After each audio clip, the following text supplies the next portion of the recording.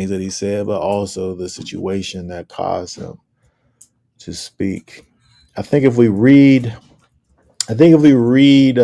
Matthew's version, I think we're able to gain a full understanding of everything that's given, and then we can probably refer back to Mark as well as Luke. I think Mark and Matthew are almost verbatim.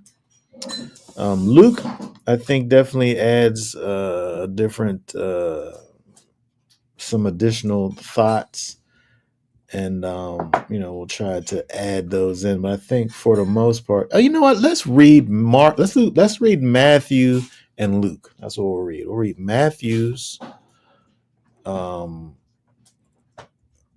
account and Luke, and we'll refer to Mark. So let me go ahead and pull up for us here Matthew. Matthew 20. Matthew 20, verse 17.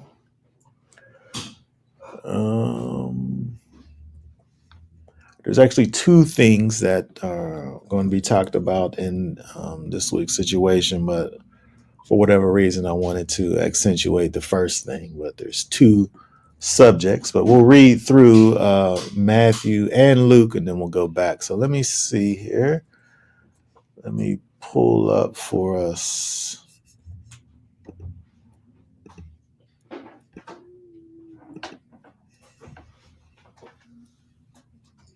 Hold on a second.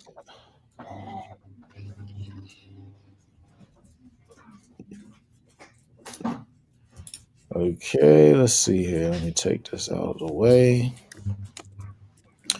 All right, let's read from 17 down through 28.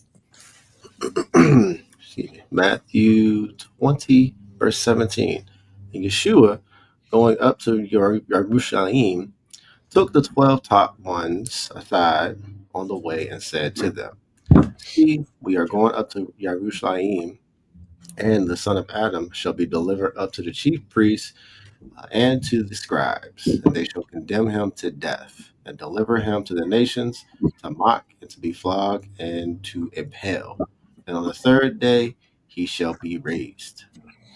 Then the mother of the sons of Zebediah came to him with her sons, bowing down and making a request of him. He said to her, What do you wish? She said to him, Command that these two sons of mine might sit on one on your right hand and the other on the left in your reign. But Yeshua answering said, You do not know what you ask. Are you able to drink the cup that I am about to drink, and to be immersed in the immersion that I am immersed with? They said to him, We are able. And he said to them, You shall indeed drink my cup, and you shall be immersed with the immersion that I am immersed with. But to sit on my right hand and on my left is not mine to give, but it is for those whom it has been prepared by my Father. And when the 10 heard it, they were displeased at the two brothers. But Yeshua called them near and said, You know that the rulers of the nations are masters over them, and those who are great exercise authority over them. But it shall not be so among you. But whoever wishes to become great among you, let him be your servant. And whoever wishes to be first among you, let him be your servant. Even as the Son of Adam did not come to be served, but to serve, and to give his life as a ransom for many. All right, and let's go also to, let's see here. Mark 10. Let's go to Luke. Let's read Oh, Luke. okay. Luke 18. Hold on, let me see here. Luke. Luke 18, 31 through 34. Okay, Luke 18:31. And taking the 12 aside, he said to them, "See, we are going up to Jerusalem, and all that has been written by the prophets about the Son of Adam shall be accomplished. For he shall be delivered up to the nations and shall be mocked and insulted and spat upon. And having flogged him, they killed him. And on the third day he shall be raised again." But they understood none of this. And this word was hidden from them, and they did not know what was being said. All right, very good. So, all right, so let's go back. Let's go back to Matthew's version. Uh, Matthew's version, I think, is interesting. Where, well, I guess we just have to. We have to do some of this just to see. If we go back to, if we'll go over to Matthew. Before we go back to Matthew, let's look at Mark. We don't got to read the whole thing, but I want to look at the difference here in Mark 10 and 32. Mark 10, 32.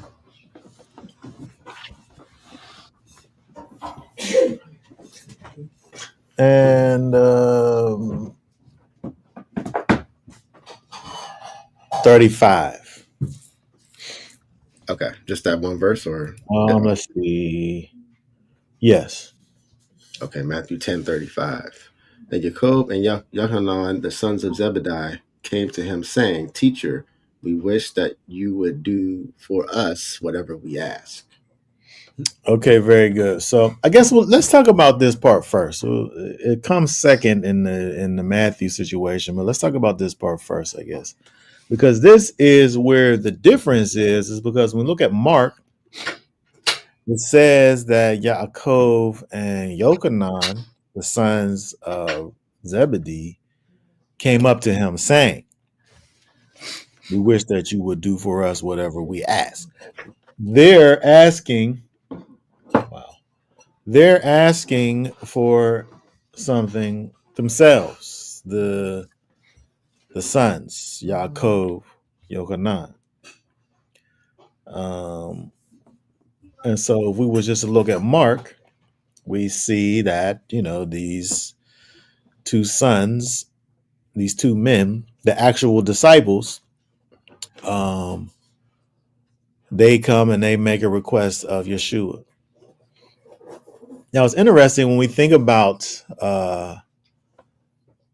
the writings, the Gospels. Mark, who was most likely, first of all, Mark was the first gospel written, but he wasn't a first. His gospel wasn't a first hand account. It was a second hand account. He was a, a disciple of the disciples, and so, but he was the first one to write down everything, and so his account says that the actual disciples came to Yeshua and made this particular request. But if we go over to Matthew, if we go back to Matthew, who was one of the disciples, who did, uh, he was, his gospel was based on first-hand account. He was there. He is, in fact, the tax collector, formerly known as the tax collector, the reformed tax farmer. It's funny because he don't talk about his old status. I don't want people to know about that. Yeah, but that's what he is. As that's people with popular names. They typically put a a little title with it, and so the one that was there says, um, well, I've read. He's obviously read Mark's version. It was written first. Like he knew about Mark's version. He got to say, well, they didn't just come up with this whole thing by themselves. It was their mama. Yeshua brought everybody to the side, but when it's talking about everybody, it's really just talking about the disciples. Yeah. But what y'all don't know, because you wasn't there, Matthew was there. He said it was their mother who brought this up, and then they just co-signed on what she was doing. You know, it's like almost like the dance moms. We want our children to have the leading role. Yeah, I guess so. Yeah, and then so when you think about this whole thing, like it's such a motherly thing to do, right? And they should have been like, come on, mom, why don't you chill out with all that? But they wasn't on that. It's interesting that we hear about their mother. The only reason why we hear about their father is because of the fact that they're mentioned as the sons of so and so, but we don't know who that is, right? They're associated with their father, sometimes called the sons of thunder, but it's not known that the father was in fact a disciple of Yeshua, but the mother though was. She's counted as that. And so for them to say that he takes his disciples to the side and for her still to be there, she could be there because she's a follower of Yeshua. And so it's interesting when we look at Matthew's version that he kind of is almost kind of like setting the record straight. He's giving more clarity. It's not this not like a contradiction here. He's adding information that wasn't present, that Mark may not have known about. He might have just known about what happened. And Luke is infamous for just talking about what happened, right? He's giving you the specifics of things. But Matthew, of course, was there, right? And so he gives this added information where when you look at verse 20 in Matthew, where again it says the mother of the son of Zebedee came to him with her sons. She came right. She came down, bowing down and making a request of him. She just wasn't like, you gonna make my sons be so and so with the neck. Her neck wasn't involved. She came a certain way and made a request of him. Yeah. Right? Well, Mocha said that reminds her of the Rivka putting up, Yaakov, take this one. This is my favorite one right here. Yeah, and so she's doing a motherly thing. This thing is so motherly what she's doing, right? And she sees that her sons, they're doing the right thing. They're following after Yeshua. It's only right that they be rightly benefited and rewarded for this thing that they're doing. Are they going to be sitting on your right hand? And left hand. Yeah, each one, like each side. Like these are the ones that's going to be there. Yeah. Like not just on the one side, one on one side, one on the other.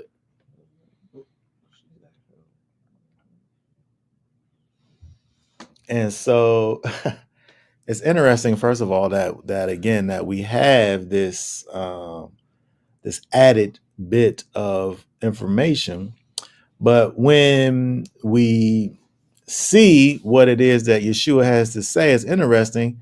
We're going to talk about what he talks about first, but when we see what he's talking about now in regards to this thing that the mother of the sons of Zebedee are asking, is there's a connection. There's a connection between what we didn't talk about, what Yeshua talks about first, but we didn't talk about yet. There's a connection between that and this. Because when he says his answer, can you read again verse 22? There. But Yeshua answering said, "You do not know what you ask. Are you able to drink the cup that I am about to drink, and to be immersed with the immersion that I am immersed with?" They said to him, "We are able." Oh, wow. And so I just want to say that just like just like in Mark, where it say that when Yeshua talks about his death, and Luke says that they didn't know what he was talking about. The same thing is the case over here, because like when we're just reading it, like we don't know what he's talking about, and neither did they, because they're sitting up there saying like they just want to be sitting on the right and on the left in the rain. And whatever. I'm saying they want the victory. Oh, you said rain. Oh, you said rain like kingdom. Suffering. I thought you meant like rain, like water coming down the sky, like in the bad times. No, in the good times. You talking about in the rain, like in the kingdom. Yeah. That's funny. But it's just kind of abstract though. But what Yeshua's talking about is what he already talks about, and they're gonna get it. They're gonna get what they agreed to here. You know, because all the disciples, save one, was martyred. All of the disciples except for one. Oh, this one, the one that's here talking, was all martyred. John wasn't. His brother was. John, I guess, was tortured a bunch, and but he didn't die. He didn't die from martyrdom. The rest of them did. But I guess he drank the cup. But he drank the cup though. He did drink the cup, but he ain't die from the cup. He was able. John was able. He really was able. When you talk this thing out, John really was able. His brother, I mean, he was able. He drank the cup, but like he literally died though. But who was the sons of Zebedee? Huh? Which James. James and John. Yeah. And John. And so John, although people John made it to this side. People tried to kill him, but he didn't die. But the rest of them was all martyred, so she got and died horrible deaths. And so, but I'm saying that as they're hearing this here, I'm not sure that they putting two and two together in terms of what he's talking about. But Yeshua says that you shall indeed drink my cup and be immersed with the immersion that I am immersed with. Like he literally is talking about, being killed for the purposes of the kingdom.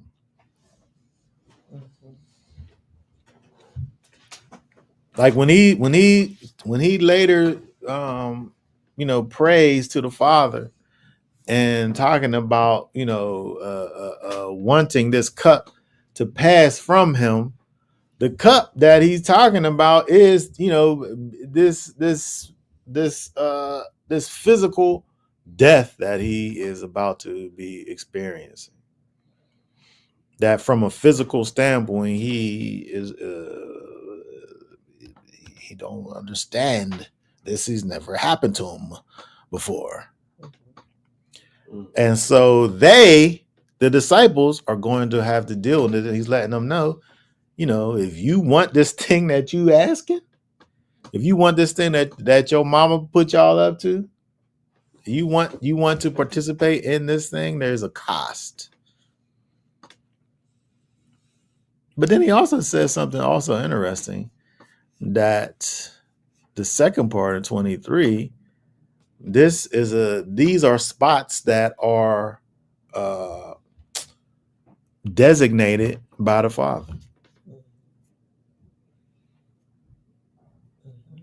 And so this is also an interesting thing, because he talks about, first of all, the fact that these things that they're asking, in order to get these things, you got to do this. And he says what this is.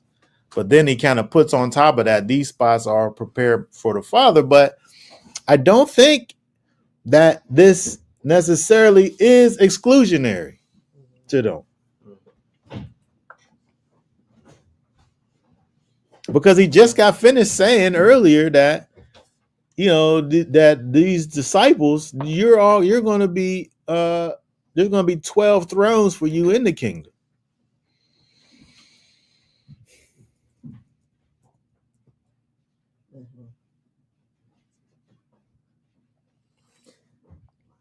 But he's letting them know here that this thing that they're asking is something that is preordained by the Father, and that there's certain qualifications to be able to fit this particular category.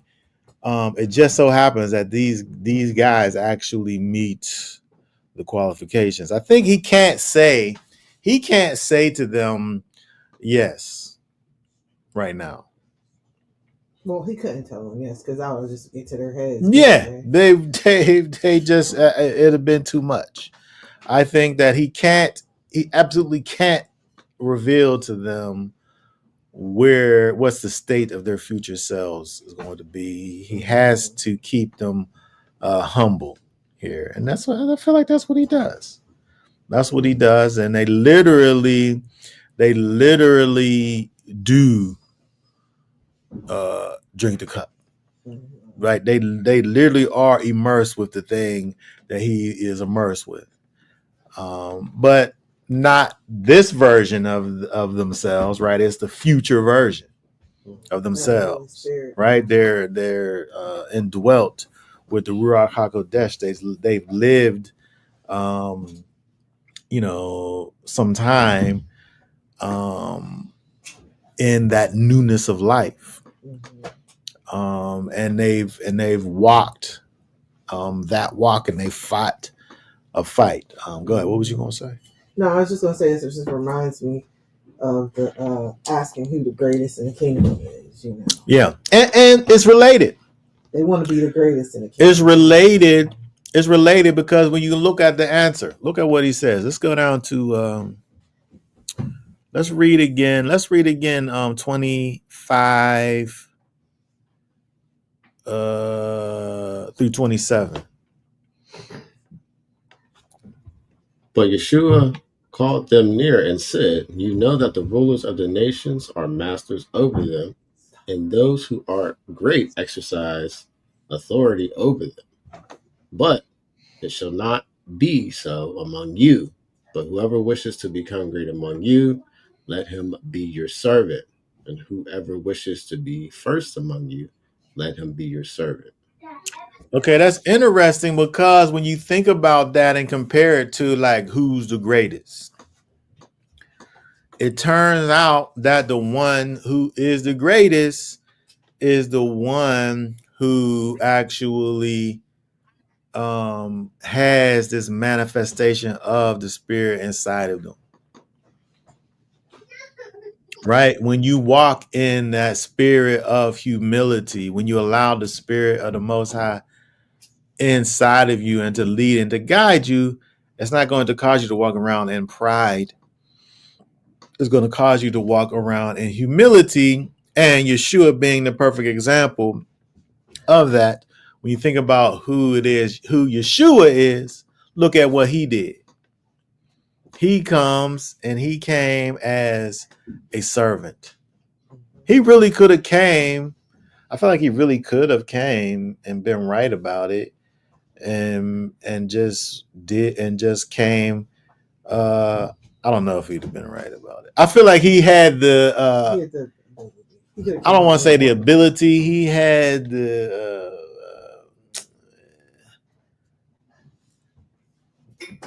I mean, he is who he is. Yeshua is who he is, Yeah. right? And so he is, in fact, the King of Kings. And so, but he came in such a way where he came in the spirit of servitude, not for his own purposes, but for our purposes, so that we're able to see an example in him in the way that he would have for us to be. And so when we do that, when we mimic what he did, when we exemplify the characteristics that he set forth for us, it looks like this. Yes. If you want to be great, don't sit up here and act like you great. Act like you a servant. A child. And then you're going to be great.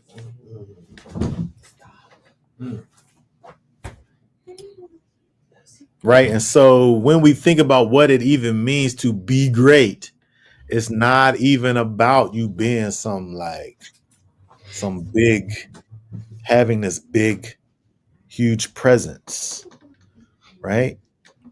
It's about you being a servant. It's about you having a heart of servitude, a heart of not my will, but the will of the Father, just like Yeshua. And then he says right there, even as the Son of Man did not come to be served, he didn't come to be served, even though service is what he deserved. Service is what he deserved, but he didn't come for that. He came to serve. And so the same thing likewise is for the disciples. The same thing that he the same spirit that he came in is the same thing that he's expressing to his disciples. You know, don't sit up here and talk to me about wanting to be here or there, right? You live the life that you're supposed to be living and see if you end up there. But don't sit up here and have that be your aspiration, right? Your aspiration is to do the will of the Father and be a servant. That's what you aspire to do. It just so happens when you do that, there's a particular result that come with it. But you're not doing it for the result. You doing it for the kingdom. Yep. You serve people to get to people the things that they need. Right? If you're a servant, you're providing needs for people other than yourself. Yeah. And so selfishness is removed.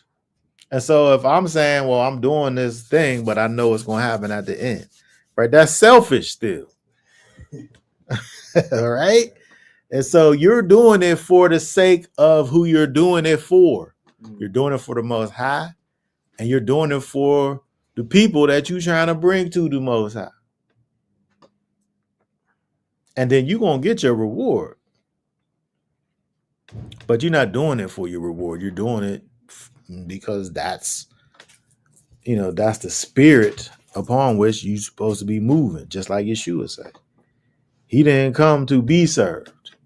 He didn't come for people to sit up here and treat him a particular way, even though he deserved it. But he came so that he could serve. And by the way, give his life it says a ransom for many, but it's for all. Yep, and to be an example of how to serve. That's one of the main things too, to show how to serve. Yeah, right. Because when we look at Yeshua, where he's definitely the epitome of that example. Because, and at every place, he has the right. I would say he has the right to be on top. He has the right to allow people to uh, serve him. He has that right, but he don't take advantage of that right. Instead, he is a servant, and so even where he deserves a position, a place, even where he deserves this or that, he chooses on purpose not to cash in on that. Instead, he goes in the complete opposite direction. He literally causes for himself to be low, yeah, on purpose, and he don't accentuate his rights. And so as you say, he literally teaches us what real servitude is, where it's not about some pat on the back. Huh? People patting people on the back. Oh my God. I like being pat on the back. I was getting ready to say. I'm just it's the opposite of that.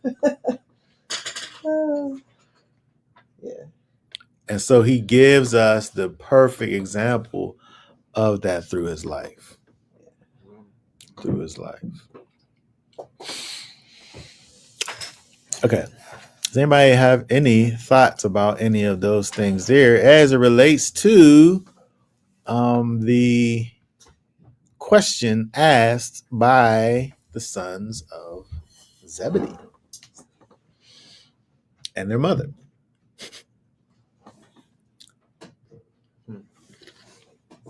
All right, so that being said, let's go back to the beginning. We can look at the beginning of Matthew, where this thing that Yeshua brings up in terms of this cup, this immersion, this cup that they too would have to drink from. He starts off and talks about, again, if we go all the way back to the beginning, verse 17, they're going up to Jerusalem. We talked about this before. When you go to Jerusalem, you're always going up because Jerusalem was up, right? It was in the south, but elevation, it was on a hill, right? It was a city on a hill, right? And so you're always going up. If you think about it from a physical standpoint, it's going up. If you're thinking about it from a spiritual standpoint, it's going up, right? You're going up to the place where the Most High has placed his name, right? And so when you think about it from a physical standpoint, they're going up. When you think about it from a spiritual standpoint, you're going up. You're ascending up to this place, right? And so they go up, and then Yeshua in verse 18, he says this interesting thing. Read again for us verse 18 there, Matthew 20 and 18. It says, "See, we are going up to Jerusalem, and the son of Adam shall be delivered up to the chief priests and to the scribes, and they shall condemn him to death." Okay, so is some interesting things we want to take note of. If we look over here at, let's hold on a second. Let's look at some things here. If we look at verse 18, verse 18. I want to look at, because when we look at this verse here, he talks about the fact that he will be delivered up to the priests and to the scribes. The priests and the scribes, but they're kind of like lumped in together. It's not as if those are two, they're basically one, the chief priests and the scribes. But in verse 19, it also says that he's going to be delivered to the nations, to the Gentiles. Okay, and so there's two groups of people that he's going to be delivered up to, which is interesting because if either you're going to be delivered up to one people or another people. But these are like opposite people. It's the chief priests and the scribes, that's his people, and the Gentiles. Those is not his people. He's going to be delivered up to both of these people, to everyone, basically. But what's that even mean? What's that even talking about? The King James says that he shall be betrayed unto. Betrayed unto. Hold on, let's see. If we look at 18, if we look at 18, King James says betrayed unto. If we look at 19, it says he'll be delivered unto. Actually, the translators decided to make that be two different words, but really just the same word. Yeah, 360. So it's the same word, which is paradidomi. Paridomi. Okay, which means to surrender, that is to yield up, entrust, transmit, betray, bring forth, cast, commit, deliver up, give over to, put in prison, recommend. And so when we think about this word delivered up, it's interesting that the translators there use the word betrayed to the chief priest, because when you think about the betrayer,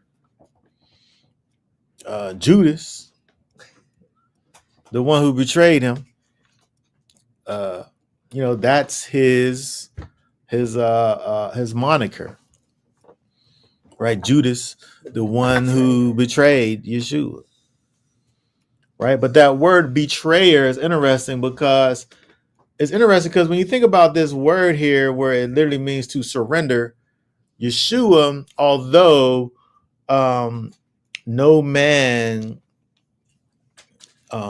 takes him, right? He offers his own self.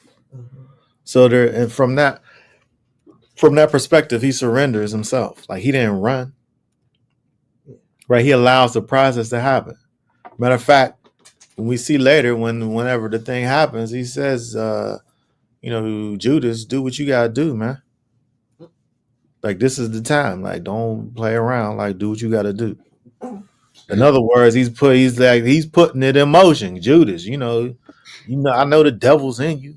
Because it's talk about the devil entered into him, right? Yeshua's like, I know the devil's in you. Go ahead and let the devil reign inside of you and do what you got to do. And so he surrenders himself up, but at the same time, he's betrayed, like because Judas is supposed to be his guy. And people can make excuses for Judas and say that he was kind of like a revolutionary.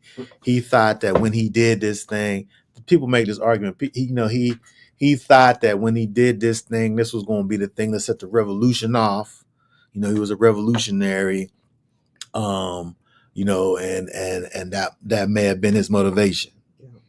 Maybe, I don't know, or he just was just a shady guy and he just was trying to get this little 30 pieces of silver or whatever.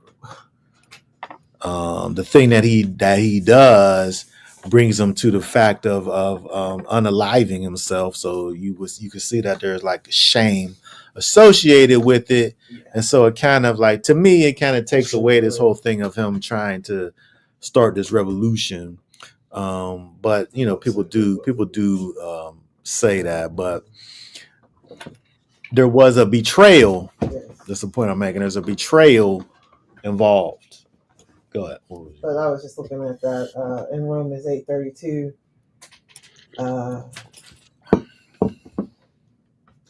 where it says that it seems like it says that Yahweh gave him a father. Romans Uh, Romans 8:32. yeah. Here, let's pull that up so we can see that. Let's see here. Romia. Please. Why you gotta do that? I don't know because I'm We'll funny. do that. All right, can we read Romans 8:32? Truly, he who did not spare his own son, but delivered him up on behalf of us all, uh, how shall he not, along with him, freely give us all else? My bad. Give us all else. Yes, and so this is interesting because when we think about again this word that's translated as deliver up or betray, both we see over here in Romans the way that Paul is talking about it. He's talking about the fact of him giving over his own son, but delivered him up. Hold on. He did not spare him, but delivered him up for us all. Hold on. Let's see. Let's see what that is. That's the Same word. Uh-huh. Okay, very good. So there, again, we know this is the plan of the Most High from the beginning anyway. Right? And so this is in fact the plan of the Most High. This is his divine providence. This is the thing that he wants to be done. This is the thing that brings about the salvation of his people. So 100% he is involved in it. But you can think about it also in the fact that it's like unto Pharaoh. Right? When if we see where it talks about the devil entered into Judas, I think it's safe to assume that the Most High pulls away to leave room for the devil to come in. And so, which is the same as saying that he hardens his heart because he didn't soften it. And so I think both things are true, and I think that's why you're able to, if we go back to Matthew, that's why when we think about this word that's being used over here, you can think about it kind of in all of these ways because all of these things are happening. He was delivered up by Judas, by the Father, betrayed by Judas, delivered to the nations. Like, how was he delivered to the nations? Well, he literally was delivered to the nations because they was involved in it too. The priests, there was a trial with the priests and with the scribes, and there was a trial with Rome. And so we see all of these things happening over here in what actually happens. But Yeshua is saying all of these things to the disciples, telling them that. I wonder, what are they thinking? What are they thinking when they're saying, because here he's not including them in it. Yeah. I think that it's interesting that he says what he says later in terms of them drinking from this cup and being immersed in this immersion that he's immersed with, when we know that it involves them later on being martyred. But when we see here, and he's talking about them being delivered, Yeshua being delivered up to the priests, to the scribes, to the Gentiles, it is not including them.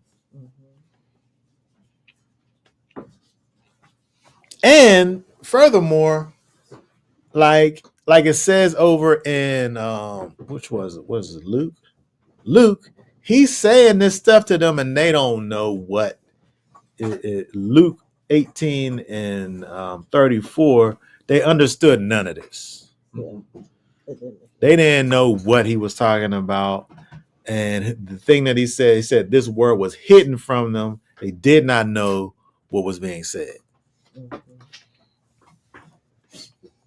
And truthfully, how could they know? Yeshua, he's walking around. He read like his one of his good friends, Lazarus, dies, and he raises him from the dead. You know, people are sick. It's almost like he's just really gone now. Now you want to sit up here and talk about you about to die? How you gonna die? When they already come to the realization that he's Messiah, that he's the son of Elohim, how you die? Like I feel like at this point, him saying that, was they even paying him any attention? I feel like, in light of their reality, like their truth lets them see that he is the manifestation of the Most High on this earth. Mm-hmm. Like, you doing all of these things, how? Like, they seen Yeshua literally in these situations where he was supposed to have been captured and the people couldn't capture him. Mm-hmm. Like, he was surrounded by those who wanted to kill him, and then he wasn't. Mm-hmm. And so how is he going to be delivered up? I seen you in a situation where you basically was delivered up, but you wasn't. Got away. I seen you walk on water. Mm-hmm. I seen you defy gravity. Did they know about gravity? I don't know. They probably thought strings is holding us. I think strings is holding us down to the earth. Oh my goodness. Okay. So again, we see that he was delivered up by the scribes, by the chief priests, and by the nations, the Gentiles, right? And so he's saying that he will die. But also what he's saying is that he said that these people will mock him, will flog him, and impale him. I mean, impale. What version is that? Because it's interesting, because when we see that, let's see, flog, impale. Like if I think about impaling, I think about something that's terrible. Well, what did this word say here in 19? Oh, crucify. Okay, very good. Crucify. Whoa. That word crucify is what we see over here. Now, this crucifixion thing is interesting, because this whole thing with crucifixion and the Romans, these people didn't invent this thing, but these devils perfected it. These devils perfected crucifixion. These people were experts at torture and killing people. And I'm saying that they some devils because who perfects torture and killing people? Yeah, it's crazy. But that's what they did. They didn't originate this thing. The crucifixion thing wasn't a Roman thing that they invented. They know that the Persians did this kind of a thing. The Assyrians did this kind of a thing. The Carthaginians, they also did this thing. But the Romans, they perfected this thing. And all of the things that happened to Yeshua, is what they did. And it's interesting that he's describing it. He's saying that they're going to mock him and flog him and impale him. That's what they did. It's part of, they demoralize the person. It's part of the process. The demoralization of the person is part of the process. Of course, with Yeshua, it don't work. Right? Of course, with Yeshua, it don't work. Right? Because he, in fact, is Yeshua. But that's part of the process, the mocking of the person. They flog, right? They whip you and rip the skin off of your bones. And to the back of you, by the way, to the back of you, they do this because later they're gonna make you carry your torture stake on your beaten back that they just got finished flaying. And so but Yeshua, he tells his disciples, I mean, he could have really just said crucify, because flogging and mocking is part of crucifixion. But he said that, he adds that to the situation. People talk about this whole thing with the crucifixion and how did they do it? Was it a stake? Was it just like an up and down stake? Was it a T? Was it a capital T? Was it a lowercase T? Was it like an X shape? Was it just an I shape? They did all of those things, actually. They did it in all whichever way they felt like doing it. They did all of those ways. And so people try to make the argument that, people try to make it be like the cross is like some pagan thing, which it very well may be a pagan thing, but that don't mean the Romans didn't do it. They was pagans themselves.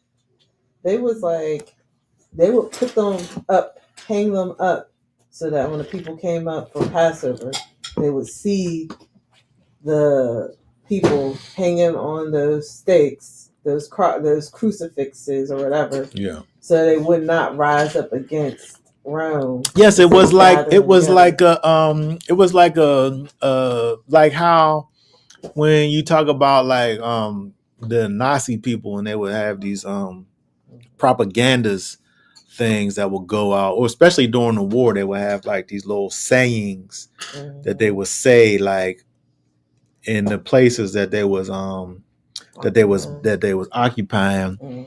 They would have these little sayings that they would say that would kind of like demoralize the people. And so the thing that they was doing, like when they took Yeshua down off the cross, that was off the strength of Joseph of Arimathea, whoever he was, of him doing whatever he did to get Yeshua down. But what they did typically was they just left you up there. And you stayed up there and you rotted up there. And they didn't take you down. Like if you was crucified, you didn't get no tomb. They left you up there and then you died up there and rotted up there. And they wanted the people to see them up there. Yeah. When they came up for the feast. Yeah, which is this, because they was just some devils, right? They was just wicked. That's just terrible. Like, even so nowadays, these people got enough things inside of them. If they want to kill you from like something that they did, they at least give you a proper burial. They give you a last meal. No, I wasn't going to say a last meal. I was going to say they give you a proper burial. Right. And so, but I'm saying that, people want to say that, it wasn't this, it was that in terms of the shape of it. But I'm saying that from a historical standpoint, they did all of the shapes. They did straight up and down. They did like this. They did it. They did all kinds of different ways. because again they were experts at torture. Didn't one of those disciples die upside down on the stake? Right. That was Peter did. Uh-huh. Right, but I think that was they off. would kill I you. think that was off the strength of him not wanting to be done that killed the same way that Yeshua was killed. They didn't make him do that. He said. Oh, he signed himself up to do But that. but those people they was experts, and so Yeshua he's saying what he's saying here to his disciples again when he says that he was flogged and impaled and mocked. Crucifixion was, of course, what they did. And so another thing that he brings up here is where he says, "And the third day he shall be raised." And the third day he shall be raised. And so it's interesting that, like, Yeshua, he's saying all these things to his disciples. I feel like even if they wasn't going to accept the bad parts, like, what about the good part that he was going to be raised again? Because it's not even about the idea of the great resurrection, which all of these people actually believed in the great resurrection, because he said, and the third day, like the third day after all of this stuff happened to him, then he would be raised, unless that meant that after the third day would be the actual great resurrection. I thought he was saying that was going to be the end.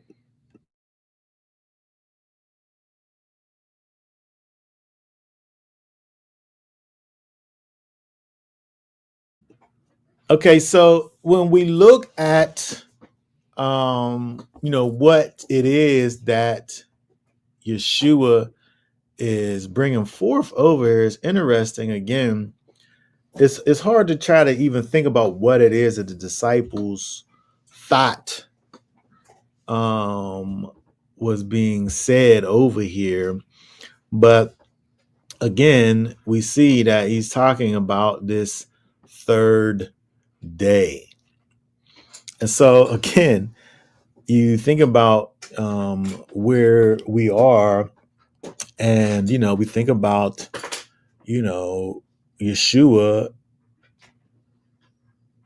being raised. What's he saying right here? Be raised here on the third day. He said in other places. A matter of fact, let's look at let's pull up Matthew 12. Let's pull up Matthew 12 here. Let's see here. Matthew 12. Let's read verses 38. Because he said this before. 38. Let's read down through 41.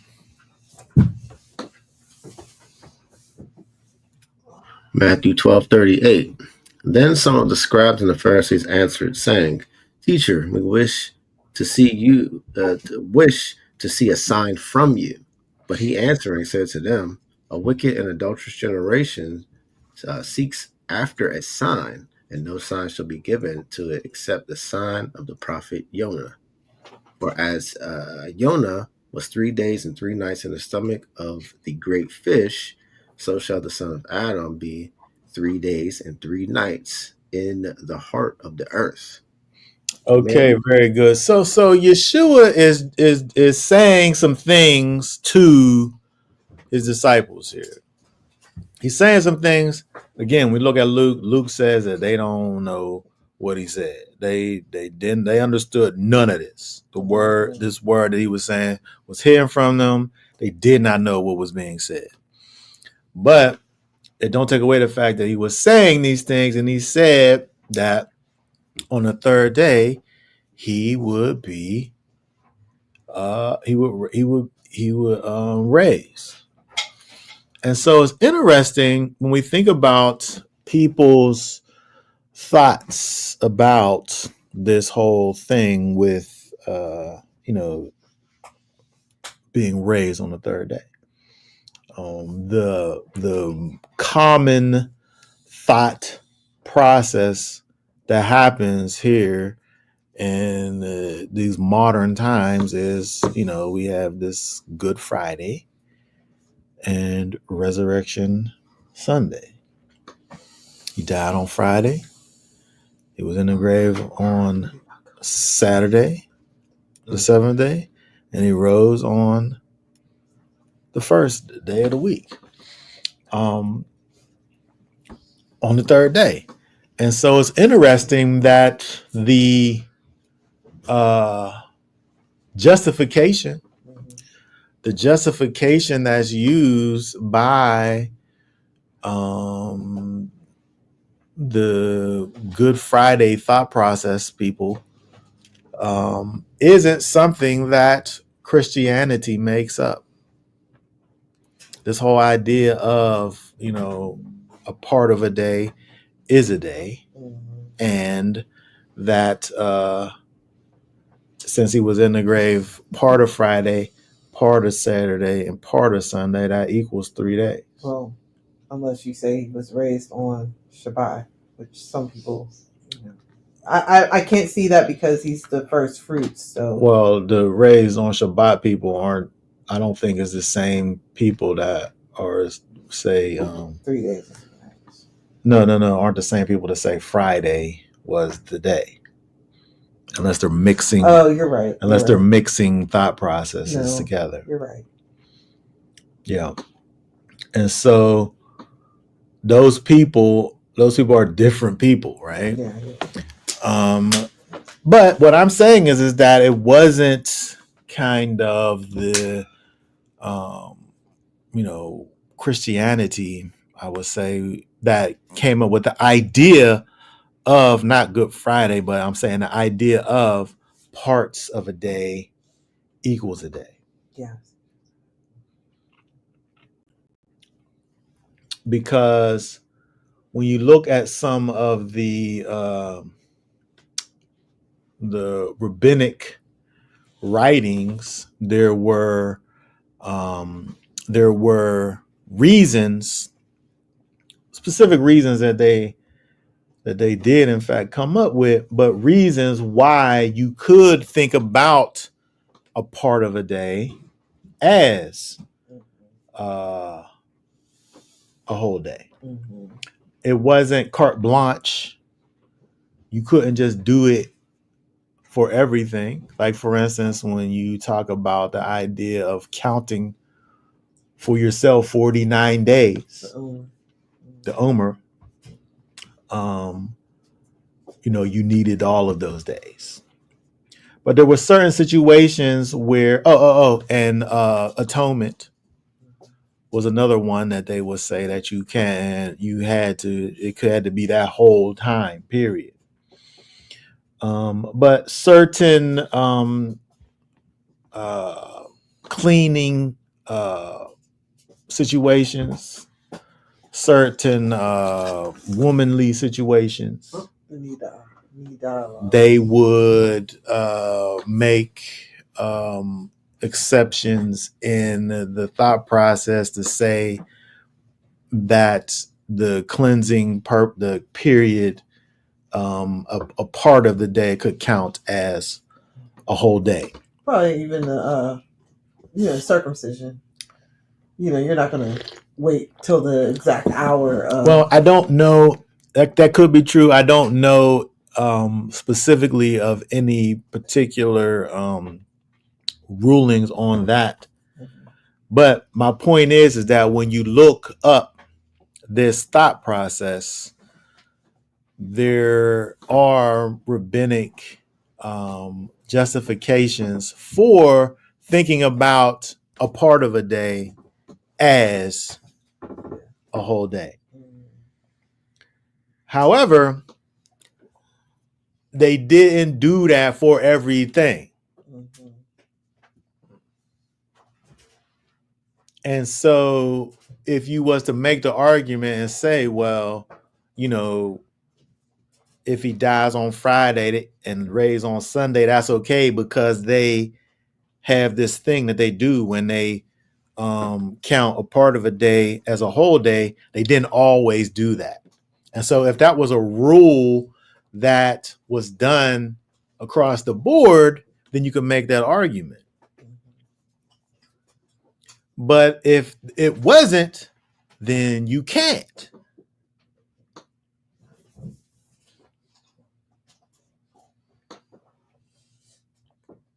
And so it's interesting when you think about the wording, because here in Matthew says, as Jonah was 3 days and 3 nights in the stomach of the great fish, where he says 3 days and 3 nights, which is different than saying 3 days.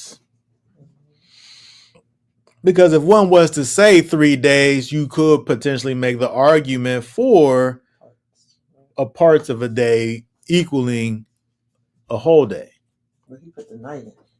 But if you put the night in it, now you making it be more specific, and you add in more to the situation than just saying 3 days. Where there's more that you got to think about. And you can't just say a part of one day, because he literally says 3 days and 3 nights. But it's the first day. It's the first day count, though. That's why. Because he was taken down before the sunset. So.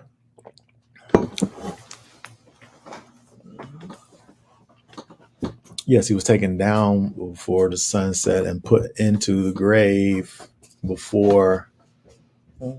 So think about if you say that it starts with a day with Yeshua. So you got a day and then a night. And then a day and a night. And a day and a night. And so if you say I probably need like a calendar to look at.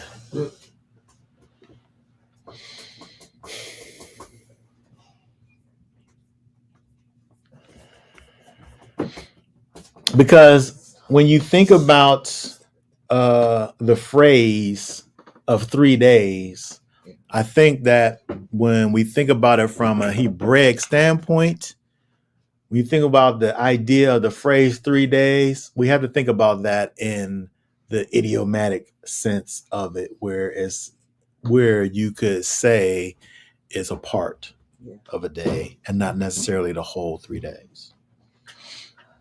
But once we talk about the idea of 3 days and 3 nights, now we're entering into the situation where it seems like it has to be kind of a 72 hour, not necessarily 72 hour, but both parts of one calendar day have to be reckoned in order for it to be an actual day, in terms of a day and a night equaling a day. Right? Yeah. And so it's interesting when we look at Yeshua, where the thing that he brings up to the people, he said, there's not going to be no sign. There is you are an adulterous people, an adulterous generation, for even wanting a sign. And there ain't going to be no sign except for the sign of Jonah.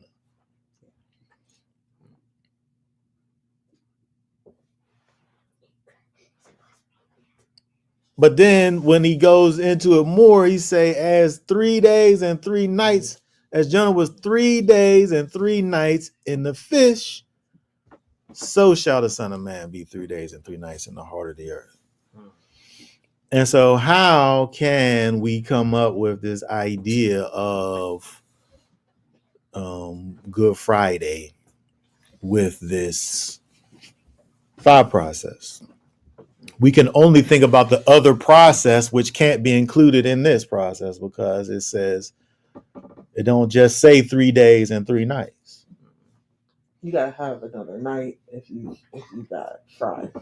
Even if you do the parts, you gotta have another night. Nah, the Friday don't even work. You gotta have more than another night. It just don't even work. And so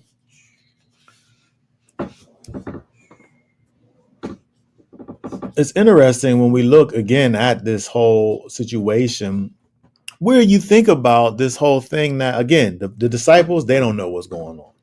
They don't have a clue. I mean, because afterwards, then they say, "Well, I want to be Yeah, in the rain with you." like the thing we talked about first is the thing that they talked about right after this. Yeah. And so Yeshua's on this heavy thing. They're gonna kill me, they're gonna crucify me.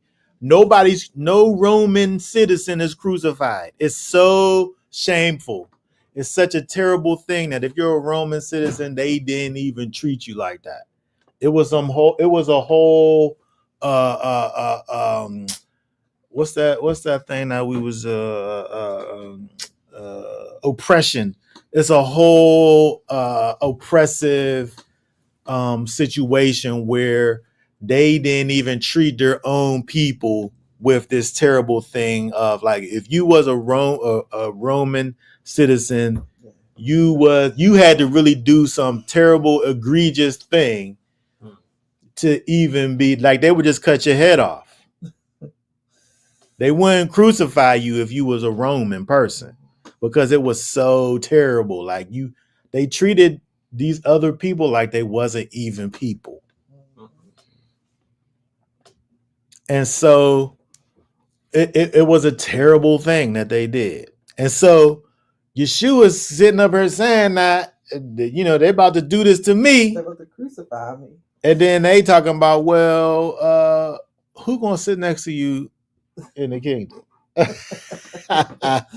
It's almost like they didn't even pay him no attention. Like they're not even dealing with this heavy thing that he just said. They listen to their mom talking about where my baby's gonna be at. I hear what you said, Yeshua, respectfully, but who gonna be sitting next to you in the kingdom?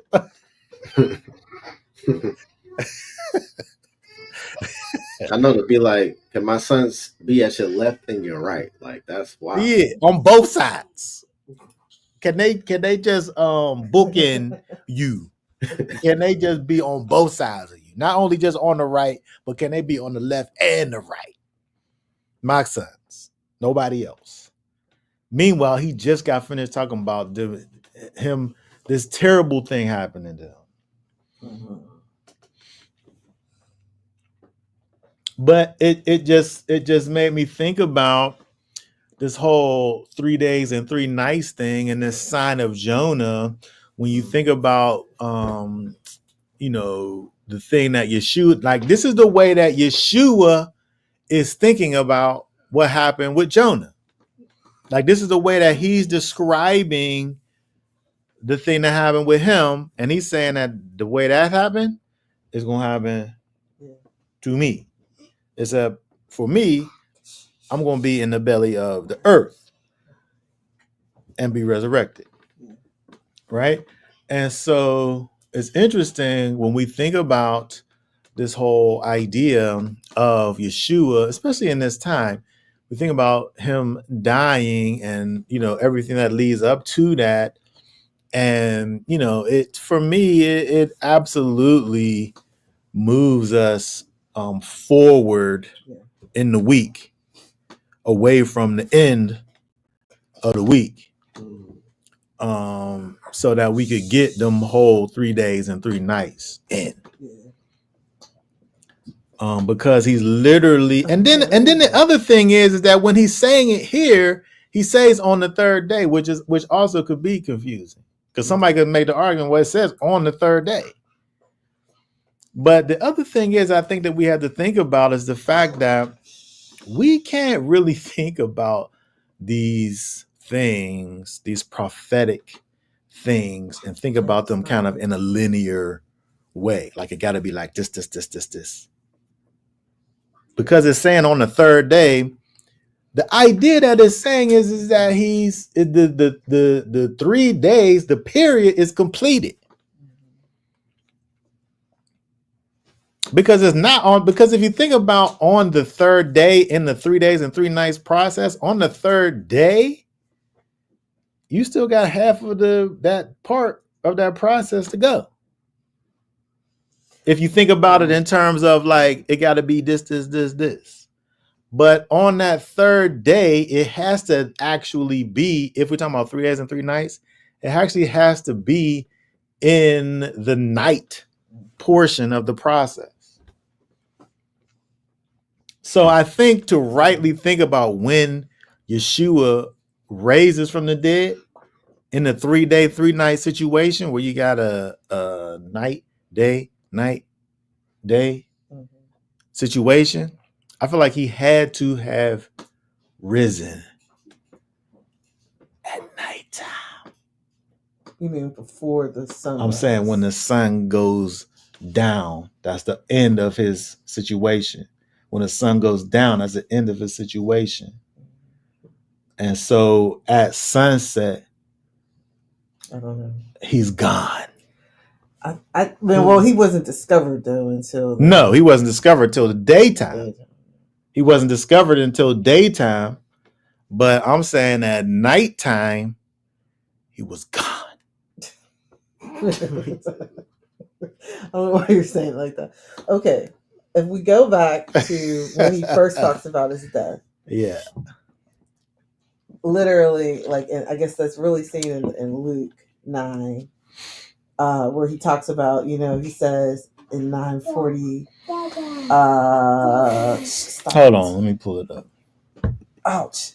Joseph is doing too much. Luke 9, what? 43.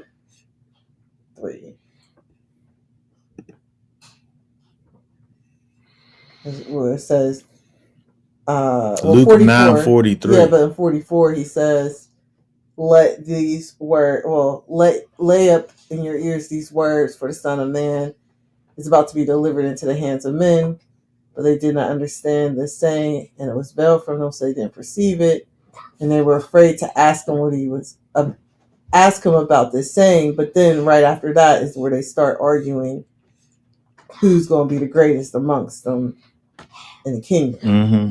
Yeah, so like, again, is their mindset situation that when he dies, it's the end? It's the end, and we're going to be in the kingdom, and maybe. And we want to know which one of us is going to be the greatest. Because maybe it's going to be the end. Maybe they're not even. I never thought about that. Maybe they go to that automatically because they feel like it's the end. Yes. How could there be anything else after you coming? Yeah. Besides the kingdom coming in. If you die, that's the kingdom. And we want to make sure we got a spot in there. The next thing there's a definite pattern. There's a definite pattern where he brings up his death and then they automatically go to the end. Because I guess that is the end. What existence could there be outside of Yeshua in the way that he's showing himself to us right now?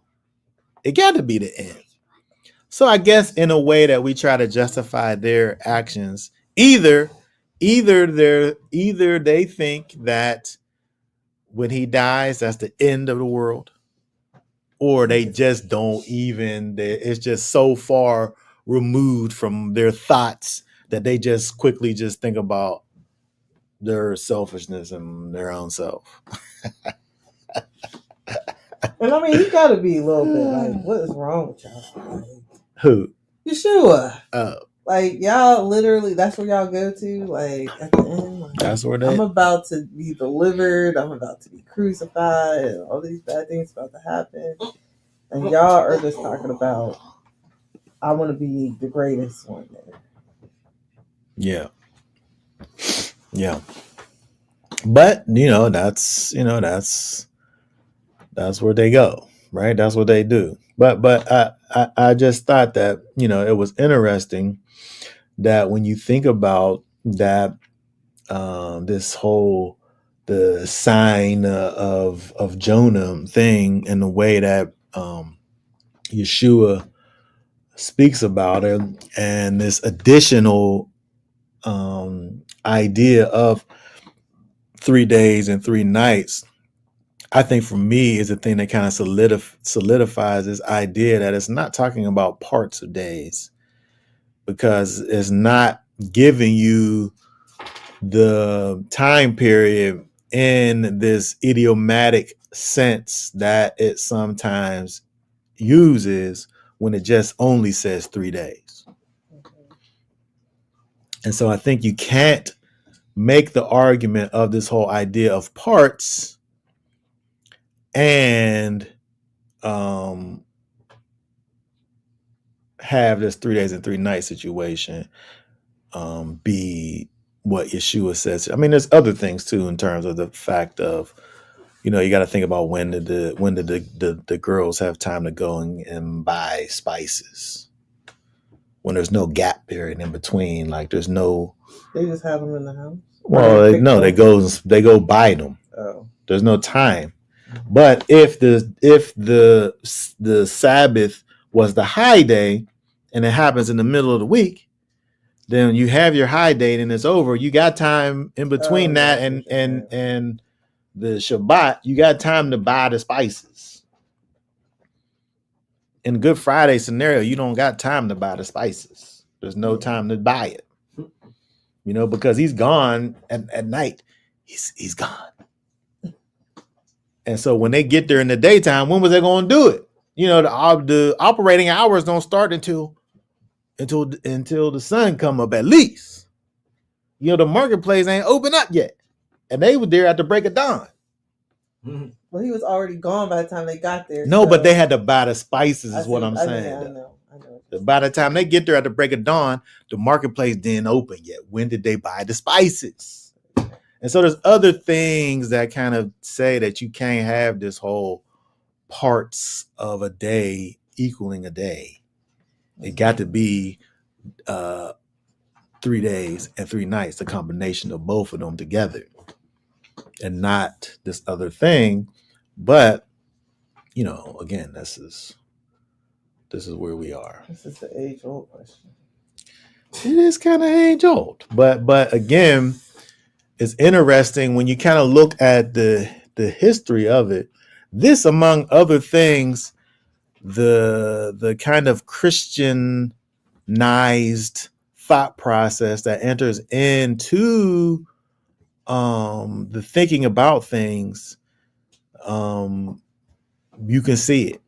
And so this idea here is, I would say is part of that situation, because why do you have this this kind of qualification of the parts of days things incorporated in this thing that's like a Hebraic thing? Mm-hmm. Like this is our thing anyway, right here, right? And so how do we misrepresent our own things?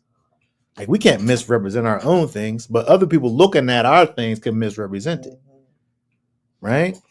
And so they're able to, from the outside looking in, able to say, well, when they said the Sabbath, they meant Friday, because the Shabbat's coming in. They don't understand, because they outside looking in. They don't understand when he said the Sabbath coming in. They had to be talking about the feast day Sabbath, not the weekly Sabbath.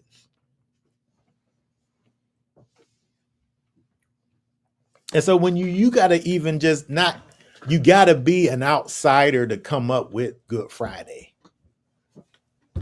You can't be an insider, because it don't even make sense. You know what I mean? Yeah. But even our people that we know who celebrate the Passover and everything else, they still believe in the Good Friday. Yeah, but it's only because they've been colonized. Yeah, in their mind. Colonization make you have those thoughts. Yeah. Those is implanted thoughts and ideas that don't belong there Yeah. because they're not congruent with the Hebraic Yeah. way of things. And so there's many thoughts and ideas that people have, and the only reason why they have them is because the colonizers gave them those things and they never got rid of them. Mm-hmm. You know what I mean? That don't make it Yeah. right. Right. You know what I'm saying? Yes.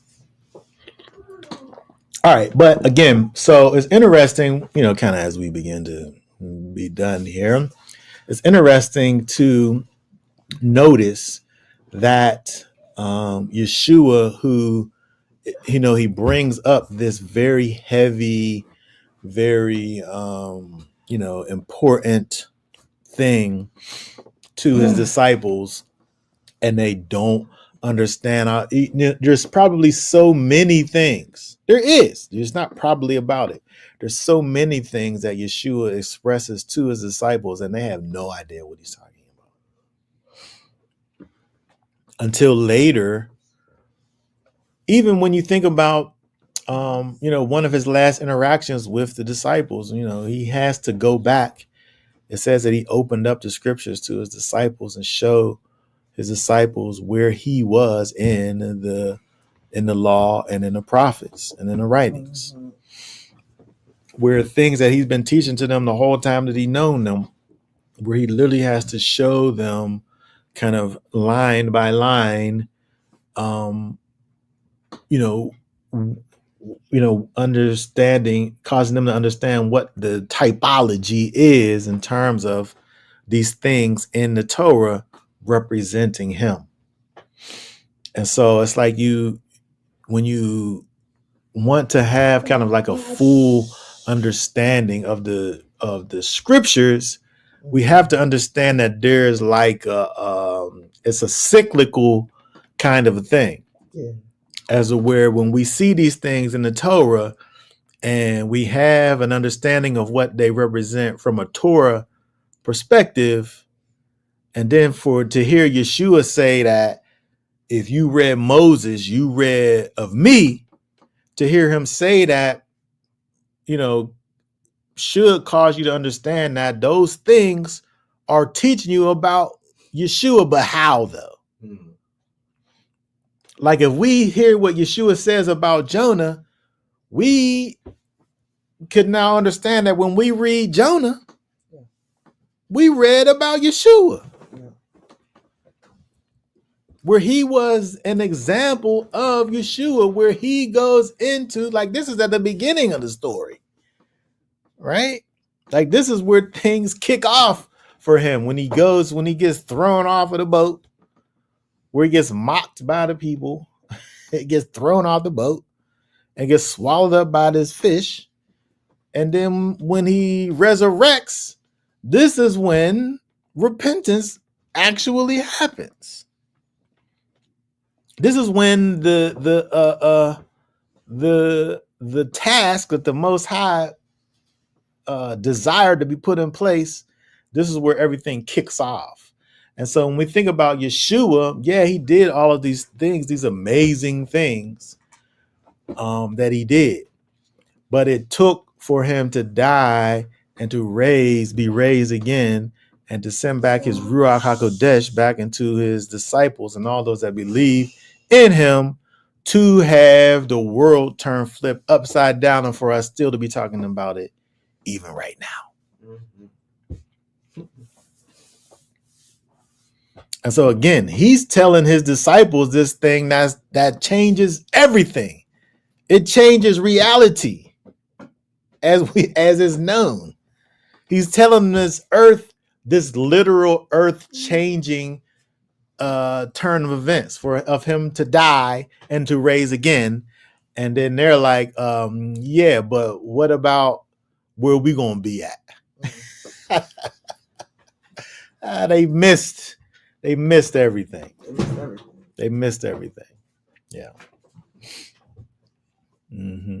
All right. So that being said, does anybody have any last questions, comments about anything before we are done. This is very fitting for Passover. I'll say that. Yeah. Passover's right around the corner. Okay, so that being said, I guess for now, then we'll say Shabbat Shalom. Shabbat Shalom. Love. Willing, we'll be back on the next Shabbat. Oh, you know what? We'll be broadcasting again. Oh, we won't be broadcasting again until next Shabbat because we'll be visiting another congregation on the first day of unleavened bread. So we could probably share the stream. Maybe we'll see what happens. But most definitely, we probably won't be streaming, broadcasting again until the next Shabbat. So that being said, we'll say for now, Shabbat Shalom. Shabbat Shalom. Shalom.